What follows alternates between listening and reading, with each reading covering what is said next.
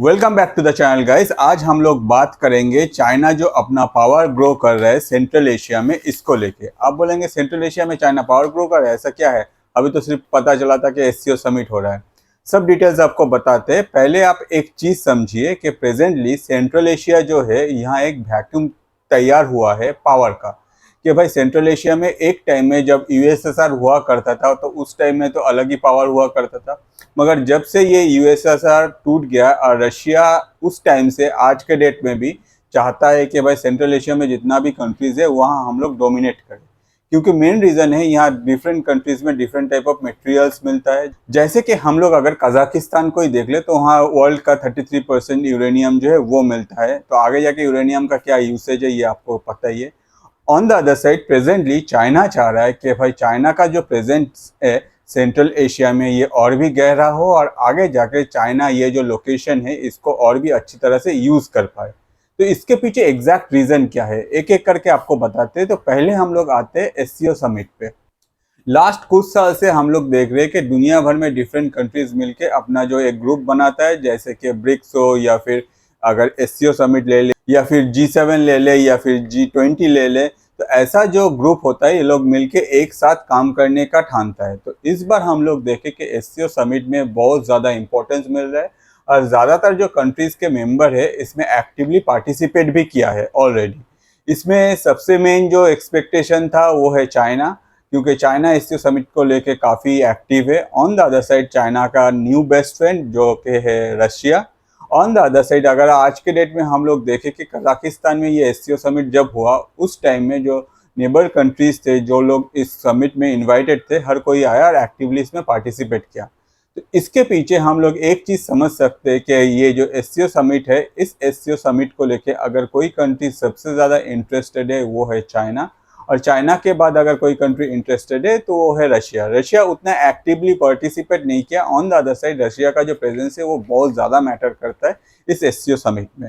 एक चीज़ हम लोग को समझना चाहिए कि चाइना जब भी कोई जगह में घुसना चाहता है तो चाइना का जो स्ट्रैटेजी है बहुत पहले से ही काम करना स्टार्ट हो जाता है। आज के डेट में जो कंट्रीज है सेंट्रल एशिया में लाइक कजाकिस्तान, तुर्कमेनिस्तान, इन सब कंट्रीज को चाइना पहले से ही लोन दे के रखा है। आज के डेट में चाइना ने ऑलरेडी कजाकिस्तान को $10 मिलियन और तुर्कमेनिस्तान को $3 मिलियन पहले से ही लोन दे के रखा है। कजाकिस्तान के साथ चाइना का डील हुआ है कि भाई आप आगे जाके हम लोगों को जो ऑयल है ये सप्लाई करो और इसलिए हम आपको लोन प्रोवाइड कर रहे हैं।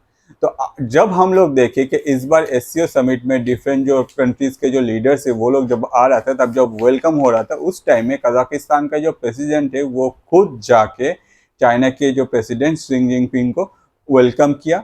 और इसके बाद हम लोग को पता चलता है कि आज के डेट में चाइना के साथ कजाकिस्तान का जो रिलेशन है ये नो डाउट बहुत एक अच्छा जगह में है। तो ये बात बहुत ही अच्छी है, क्योंकि दो कंट्रीज के बीच में क्या डील होगा या फिर दो कंट्री का जो सोच है ये क्या होगा, ये कम्प्लीटली डिपेंड करता है उन लोगों का जो रिलेशन है उसके ऊपर। On the other side Russia इसमें कैसे एंटर कर गया। तो रशिया प्रेजेंटली जो है नया अपना दोस्त बना है चाइना को, और चाइना जहां जहां जा रहा है चाइना वहीं वहीं रशिया को ले जा रहा है साथ में। साथ ही साथ रशिया का जो अपना स्ट्रैटेजी है वो एग्जैक्ट क्या है ये हर टाइम पहले से पता नहीं चलता। हो सकता है कि रशिया दिखा रहा है कि भाई हम लोग चाइना के साथ बहुत एक्टिवली पार्टिसिपेट कर रहे हैं और आगे जाकर हम कंट्रीज मिल के वेस्ट से लड़ेंगे, और या फिर वेस्ट से जाके हम लोग और भी अगर कुछ वार लाइक सिचुएशन क्रिएट होता है तो चाइना हम लोग का साथ देगा। तो ऐसा ये जो थॉट है ये आगे जाके एक्टिवली कोई पार्टिसिपेट करेगा या नहीं करेगा, इसमें बहुत सारा क्वेश्चंस है। ऐसा नहीं है कि नॉर्थ कोरिया जैसा कोई भी कंट्री है कि जैसे वो बोल दिया और तुरंत वो नेक्स्ट महीने अपना जो सोल्जर्स है वो यूक्रेन फ्रंट में भेज देगा। हर कंट्री ऐसा नहीं है। हर कंट्री का जो सोच है वो सबसे पहले काम करता है अपना प्रॉफिट पे, और चाइनीज जो है वो सबसे आगे जानते हैं कि भाई अपना जो कंट्री का प्रॉफिट है कंपेयर टू कोई भी कंट्री के साथ कितना दोस्ती है वो मैटर नहीं करता है। तो अब आ जाते हैं कजाकिस्तान में। कजाकिस्तान का अगर लोकेशन देखें तो जो नेबर कंट्रीज है उसमें चाइना खुद है, और दूसरा साइड में अगर हम लोग देखें तो हम लोग को देखने को मिलता है कैस्पियन सी है। कैस्पियन सी के बारे में एक चीज़ पता चलता है कि ये जो लोकेशन है यहाँ डिफरेंट टाइप ऑफ जो गैस रिजर्व है वहाँ ऑलरेडी अवेलेबल है जो अभी तक डिस्कवर नहीं किया गया। आगे जाके कोई अगर वहाँ जाके माइनिंग करता है तब हो सकता है कि ये जो बात है ये आगे और भी बढ़े और यहाँ से गैस जो है वो निकले। मगर ये जो चैप्टर, ये एक अलग चैप्टर है, अगर आप मुझे बोलेंगे तो मैं इस पे अलग से वीडियो बना दूंगा।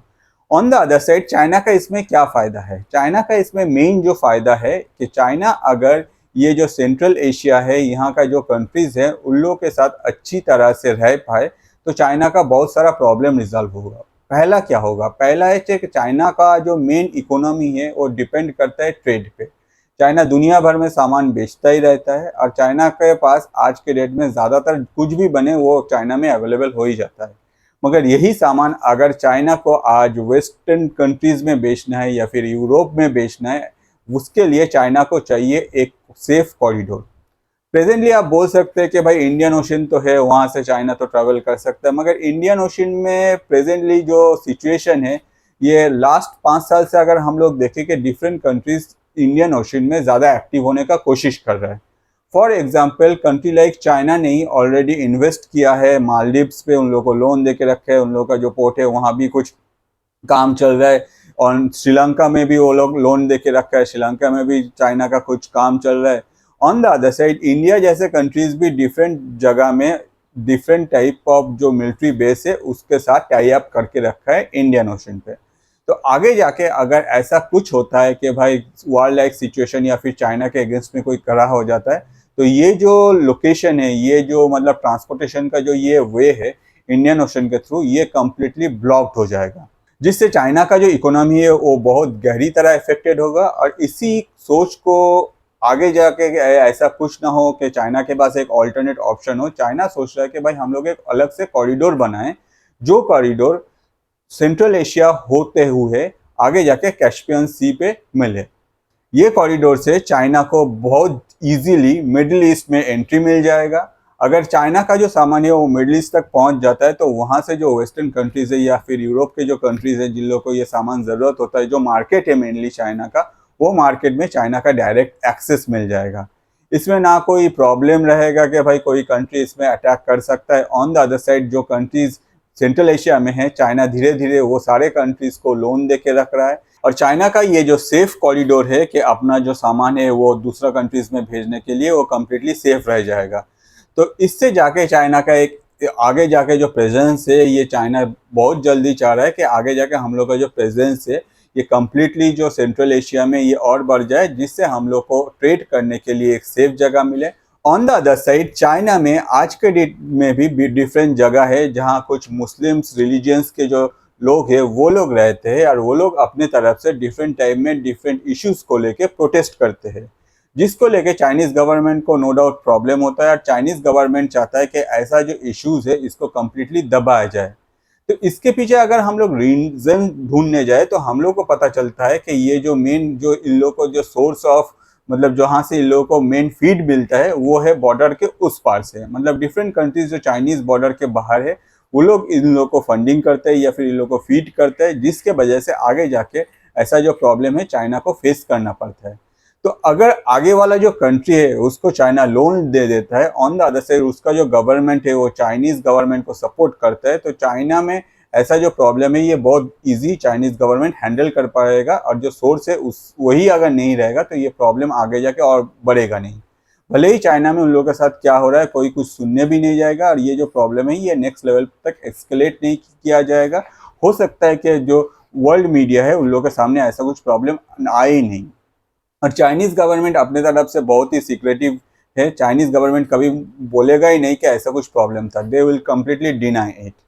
तो ये सारा जो प्रॉब्लम है चाइना के तरफ से रिजॉल्व हो जाएगा। ऑन द अदर साइड ये सारा प्रॉब्लम को रिजॉल्व करने के लिए चाइना को चाहिए था एक दोस्त जो वेस्टर्न कंट्रीज़ के अगेंस्ट में खड़ा हो।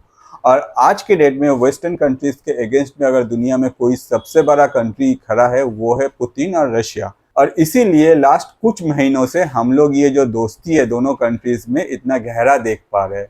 मगर एक चीज़ हम लोग को समझना चाहिए, ये पूरा जो प्रोजेक्ट है, ये पूरा प्रोजेक्ट में सबसे ज़्यादा जो प्रॉफिट है वो है चाइना का, ना कि रशिया का।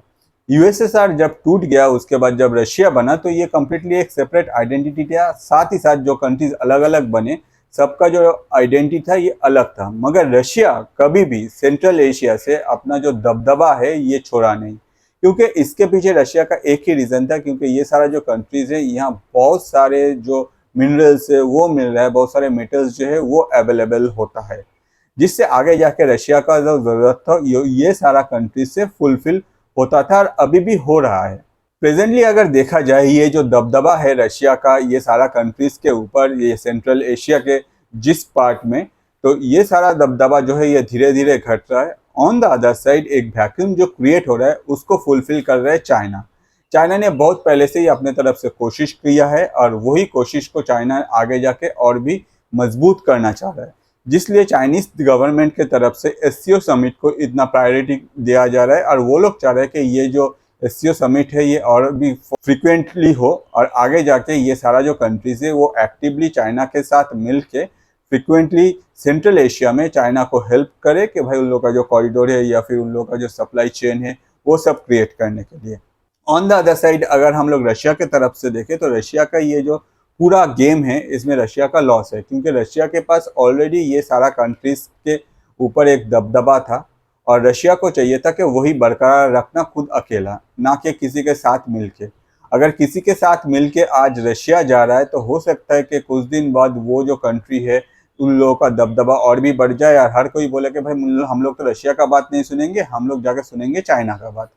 तो ये कम्प्लीटली डिपेंड करता है रशिया के स्ट्रैटेजी के ऊपर, क्योंकि रशिया का बहुत सारा हम लोग स्ट्रैटेजी देखे कि क्या होता है वो जब लास्ट तक जब नहीं आता तब तक पता नहीं चलता है। इन फ्यूचर हो सकता है कि रशिया का इसके पीछे कोई और सोच हो जो हम लोग को आगे जाके पता चलेगा और जब ये होगा उस टाइम में हम लोग को क्लियर हो जाएगा कि भाई रशिया क्या गेम खेल रहा है अपने तरफ से।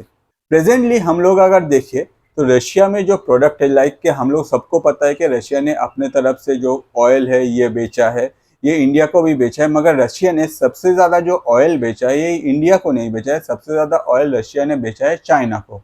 ये हम लोग को समझना चाहिए कि इंडिया ने पहला खरीदा था कि भाई इतना सैंक्शंस के बाद भी इंडिया बोला हाँ भाई हम लोग आपसे ऑयल खरीदेंगे दुनिया में सब कंट्रीज के सामने।